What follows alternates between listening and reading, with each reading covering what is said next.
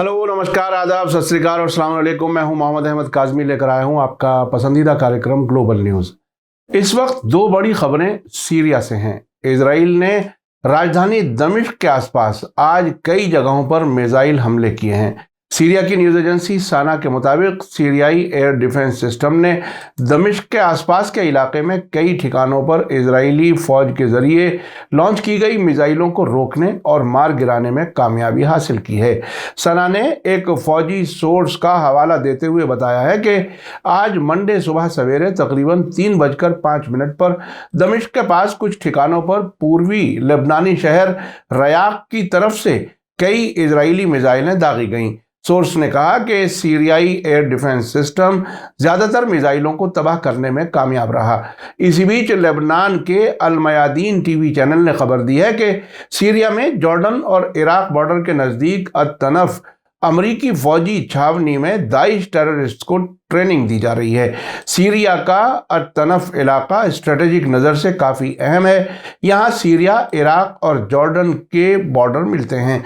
आपको बता दूं कि हाल ही में सीरिया और इराक में दाइश टेररिस्ट की सरगर्मियां बढ़ने की खबरें हैं। यहाँ यह बताना भी जरूरी है कि अमेरिका के जरिए टेररिस्ट ग्रुप दाइश के खिलाफ मुकाबले के बहाने इंटरनेशनल कोalition बनाए जाने के बाद सीरिया के इस इलाके पर कब्जा करके अमेरिका ने अपनी फौजी छावनी बनाई हुई है। लेबनान के अल मयादीन टीवी ने बताया है कि अमेरिकी फौजी अत-तनफ छावनी में दाइश के टेररिस्ट को फौजी ट्रेनिंग देते हैं।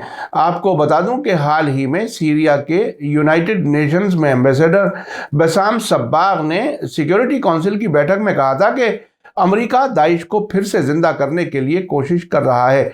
अमेरिकी फौजी और उनसे मुताल्लिक टेररिस्ट ग्रुप्स गैर कानूनी तरीके से कई साल से सीरिया में मौजूद हैं और सीरिया के तेल के अलावा वहां पैदा होने वाली फसलों को भी लूट रहे हैं। सीरियाई सरकार ने बार बार जोर देकर कहा है कि मुल्क में अमेरिका और तुर्की की फौजें गैर कानूनी काबिज के तौर पर मौजूद हैं। अब तक कई बार ऐसे सबूत सामने आ चुके हैं कि सीरिया में अमेरिका टेररिस्ट का असली सपोर्टर है।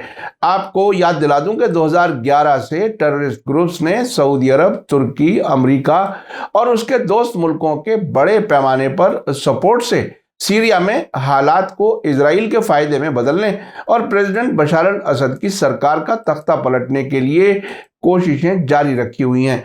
आखिर में आपको याद दिला दूं कि अगर आपने अभी तक media star world YouTube channel subscribe नहीं किया है तो सब्सक्राइब कर लें और घंटी दबाना ना भूलें। और अगर आप हमें फेसबुक पर देख रहे हैं तो हमारे पेज को लाइक करें ताकि हमारी हर नई वीडियो की खबर आपको सही वक्त पर मिल सके।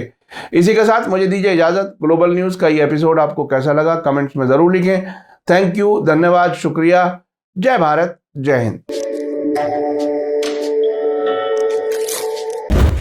मीडिया स्टार वर्ल्ड के और वीडियो देखने के लिए हमारे चैनल को सब्सक्राइब करें और सीधे नोटिफिकेशन पाने के लिए बेल आइकन दबाएं। और अगर हमारी खबर सच्ची और अच्छी लगे तो अपने व्हाट्सएप, इंस्टाग्राम, फेसबुक और ट्विटर अकाउंट पर जरूर शेयर करें।